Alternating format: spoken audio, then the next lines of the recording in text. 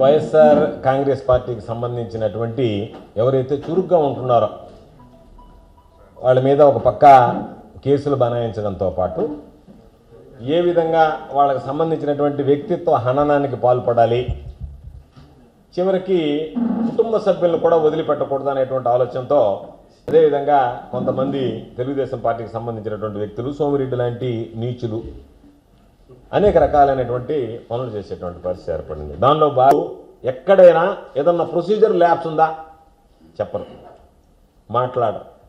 కుటుంబ సభ్యులను తీసుకొచ్చి దీంట్లోకి జొచ్చుబాటు చేసి ఏదో ఒక విధంగా ఏదో జరగరాంది జరిగిపోయింది. మీరు ఇదిగో ఈ తప్పు చేశారు, ఇది జరిగింది కాబట్టి మీరు క్యాల్కులేషన్లో తప్పు చేశారా, లేకపోతే అక్కడున్న మార్కెట్ వాల్యూ అంత ఉంది ఇంత ఉందంటే ఈరోజు హైవేకు ఉన్నటువంటి మార్కెట్ వాల్యూకి ఎంత ఇచ్చారు? ఎన్సీఆర్టీ తీసుకుంటే రైతులకి ఆధీనంలో ఉన్నటువంటి భూములకు 14 లక్షలు ఇచ్చాడు, పట్టా భూములకు 35 లక్షలు ఇచ్చాడు. మెయిన్ హైవేకి, కలకత్తా చెన్నై హైవేకి. అటువంటిది ఇక్కడ 15 లక్షల రూపాయలు ఎక్కడ ఇప్పించాం. దాన్ని కూడా ఎవరిని బాధ పెట్టో భయపెట్టో తీసుకోవాలి. వాళ్ళు పాపం మన చుట్టూ తిరిగారు, అయ్యా మీరు ఏదో ఒక విధంగా ఇప్పించండి అని. వాళ్ళ దగ్గరికి వెళ్ళి మరే ఈరోజు మీరు అందరు రాండి, నీకు 45 లక్షల రూపాయలు ఇప్పిస్తాం మరలా అదనంగాను, అది ఇది అని చెప్పి రకరకాలుగా. సంతోషం, నేను ఛాలెంజ్ విసురుతున్నా, మీరు వాళ్ళకి ఎంతైనా ఇప్పించండి, పాపం మాకు నష్టం లే. ఎవడన్నా వచ్చినోడు తీసుకుంటే అయ్యా ఇదిగో దీనికి సంబంధించినటువంటి దాంట్లో ఈ మొత్తం ఏదైతే ఉందో ఈ మొత్తం పాతోడికి కట్టేస్తామంటే ఆ పాతోడితో కూడా మాట్లాడచ్చు, ఇబ్బంది ఏమో. వాళ్ళు కూడా అంత ఇంట్రెస్ట్గా ఉండి దీన్ని ఎత్తున పెట్టుకోవాలనే ఉద్దేశంతో వచ్చినటువంటి వాళ్ళు కూడా కదా. మాకు 20 ఎకరాలు సరిపోద్దంటే 50 ఎకరాలు తీసుకోండి అన్న, 100 ఎకరాలు తీసుకోమంటే 100 ఎకరాలకు దండం పెట్టారు. పక్కనే 50 ఎకరాలు ఉంది. సోమిరెడ్డికి ధైర్యం ఉంటే, నీతి నిజాయితీ ఉన్నటువంటి వాడైతే, మాట మీద నిలబడితే ఈరోజు నువ్వు చెప్పినటువంటి 50 ఎకరాలు ఏ రేటుకి ఇప్పిస్తావు. కాబట్టి 238 కోట్లు 10% ఇప్పించండి అని నేను మాట్లాడుతాను వాళ్ళతో. 10% మీరు రాసినటువంటి రాతల్లో, మీరు కూర్చున్నటువంటి కోతల్లో 10% చేస్తే దండం పెట్టిస్తారు. మామూలుగా కూడా కాకుండా ఏమీ ఇబ్బంది లేకుండా 10% మాకు ఇచ్చేయండి, ఇప్పించండి, నేను మాట్లాడి ఒప్పిస్తా వాళ్ళతో, అవసరం అయితే మాట్లాడి.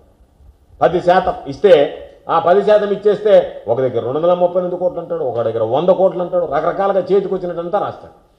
ఈరోజు 50 ఎకరాలు ఉంది, ఎన్ని కోట్లకు అమ్ముతానమ్మంటే పక్కనే సగం పోగా సగం ఉంది. దాన్ని ఎన్ని కోట్లకు అమ్ముతారో రేపు ఆ అమ్మిన రోజు చేసుకొని చెప్పండి, అయ్యా ఇదిగో మీరు చెప్పాం కదా మేము 238 కోట్లకి అమ్మామా 100 కోట్లకి అమ్మామని చెప్తే బాగుంటుంది. ఈరోజు దాని మీద విజిలెన్స్ ఎంక్వైరీ చేశారు, సంతోషం.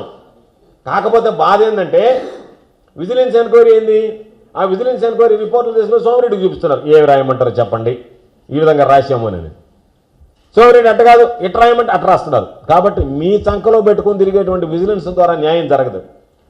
ఈ అన్ని విషయాల మీద నేను చెప్పినటువంటి విషయాల మీద, ఈరోజు గతంలో ఏ విధంగా వాళ్ళని మోసం చేయబోయారు, ఈరోజు ఏ విధంగా ప్రభుత్వం నిర్ణయం తీసుకుందని దాని మీద తెలుగుదేశం పార్టీ ట్విట్టర్లో పెట్టడం కాదు, ఛాలెంజ్ విసురుతున్నా.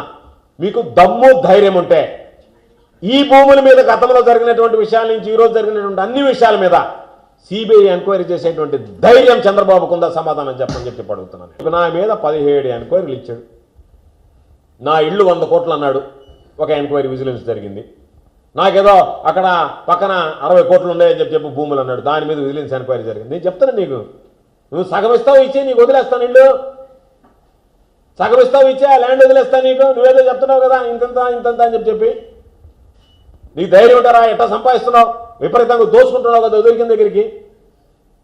ఎన్ని ఎంక్వైరీ, ఇరిగేషన్ మీద ఒక ఎంక్వైరీ చేశారు, హౌసింగ్ మీద ఒక ఎంక్వైరీ చేశారు, లెక్కర్ మీద ఒక ఎంక్వైరీ చేశారు, ఎస్ఎన్జే డిస్టిలరీస్లో నాకు ఈ నోటుతో కూసాడు మీడియా ముందు, ప్రతి నెల మామూలు వస్తున్నాయి గోవర్ధన్ రెడ్డికి అని చెప్పి. చెయ్యి, ధైర్యం ఉంటే. ఈరోజు మీ సిఐడి ఏదో విచారణ చేస్తుంది, వాళ్ళ భాగాలు తెస్తున్నారు, వీళ్ళు చేస్తున్నారని ఈ రోజున డిస్టిలరీకి సంబంధించి మీరు కేసులు పెట్టడానికి ప్రయత్నం చేస్తున్నారు. పాప 8 నెలలుగా విశ్వ ప్రయత్నం చేస్తున్నారు. ఎక్కడి నుంచి కింద స్థాయి నుంచి ఎస్పీ, ఐజీ, డీజీపీ స్థాయి దాకా ప్రయత్నం చేస్తున్నారు, ఏదో ఒక కేసులో గోవర్ధన్ రెడ్డిని పెట్టాలని చెప్పి. నేను వాటన్నిటికీ భయపడేవాడిని కాదే. అవినీతి అనేది ఈ భూముల్లో నీ హయాంలో జరిగిందా, నా హయాంలో జరిగిందా? నీ హయాంలో జరిగినటువంటివి ఈరోజు ఆన్ రికార్డు ఉంది, రైతులు చెప్తారు పోతే అక్కడికి పోతే. కాబట్టి వాళ్ళని తీసుకెళ్ళి వాళ్ళని ప్రలోభ పెట్టి రకరకాలుగా ఇబ్బంది పెట్టి, కాబట్టి నేను కేసులకి భయపడేటువంటి వాడిని కాదు. నీ అవినీతి అక్రమాలు సరే, ఇంతకన్నా నీ ఇంకా మిగతా మాట్లాడితే నీకు ఇంట్లో కూడు కూడా పెట్టరు. ఇంకా అంతకన్నా ఎక్కువ నేను అన్ని విషయాలు చెప్పాను అనుకోండి మీడియా ముందు, ఇంక నీకు ఇంట్లో కూడు కూడా పెట్టరు. నేను నీకు ఒకటే చెప్తున్నా, నీ అవినీతి నీ అక్రమాల విషయంలో జీవితకాలం నీతో పోరాడతాను తప్ప నేను తగ్గేదే లేదనేటువంటి విషయాన్ని సందర్భంగా తెలియజేస్తున్నా.